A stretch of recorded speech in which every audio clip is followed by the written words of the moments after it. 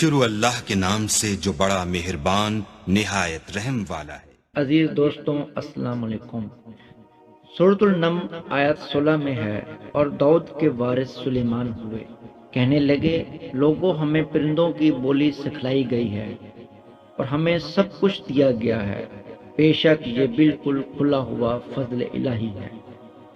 یہاں وراثت سے مراد مال نہیں بلکہ بادشاہت اور نبوت مراد ہے۔ اللہ تعالیٰ نے انہیں ایسا بادشاہ بنایا کہ ساری دنیا میں ان جیسا کوئی نہیں ہوا۔ آپ سے بڑھ کر بادشاہت بھی کسی کو نہ ہو سکی، کیونکہ خود سلیمان علیہ السلام نے یہ دعا کی تھی کہ الہی مجھے ایسی سلطنت عطا فرما کہ جو میرے بعد اور کسی کے شایان شان نہ ہو۔ کہا کہ اے میرے رب، مجھے بخش دے اور مجھے ایسا ملک عطا فرما جو میرے سوا کسی شخص کے لائق نہ ہو۔ تو بڑا ہی دینے والا ہے۔ بس ہم نے ہوا کو ان کے متحد کر دیا، وہ آپ کے حکم سے جہاں آپ چاہتے نرمی سے پہنچا دیا کرتی تھی، اور طاقتور جنوں کو بھی ان کا متحد کر دیا، ہر عمارت بنانے والے کو اور غوطہ خور کو اور دوسرے جنات کو بھی جو زنجیروں میں جکڑے رہتے تھے، جن سلیمان علیہ السلام کے حکم سے بلند و بالا عمارتیں تعمیر کرتے تھے، دریاؤں میں غوطہ لگا کر ان سے ہیرے جواہرات اور موتی وغیرہ نکالتے تھے۔ دوسرے جو کام عام انسان کی طاقت سے زیادہ ہوتے تھے وہ آپ جنوں سے لیا کرتے تھے۔ جو جن آپ کے حکم سے سرتابی کرتے یا شرارتیں کرتے، انہیں رکاوٹ یا کام میں رکاوٹ ڈالتے یا دوسروں کو تنگ کرتے، تو آپ انہیں زنجیروں میں جکڑ کر قید خانے میں ڈال دیتے۔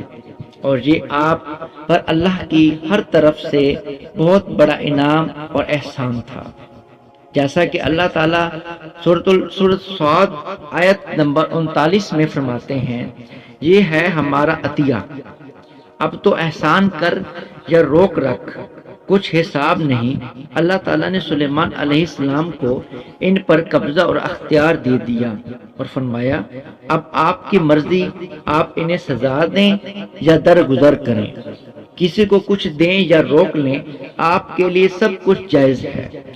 دوسرے مقام پر اللہ تعالیٰ سورۃ سبا آیت 12 میں فرماتے ہیں، اور اس کے رب کے حکم سے بعض جنات اس کی متحدی میں اس کے سامنے کام کرتے تھے، اور ان میں سے جو بھی ہمارے حکم سے سرکشی کرے ہم اسے بھڑکتی ہوئی آگ کے عذاب کا مزہ چکھائیں گے۔ اس طرح اللہ تعالیٰ سورہ سبا آیت 13 میں فرماتے ہیں، جو کچھ سلیمان چاہتے جنات وہ تیار کر دیتے، مثلا قلعہ، مجسمے اور حوضوں جیسے پیالے اور چولہوں پر جمی ہوئی مضبوط دیگیں۔ اہل داؤد اس کے شکریے میں نیک عمل کرو، میرے بندوں میں سے شکر گزار کم ہی ہیں۔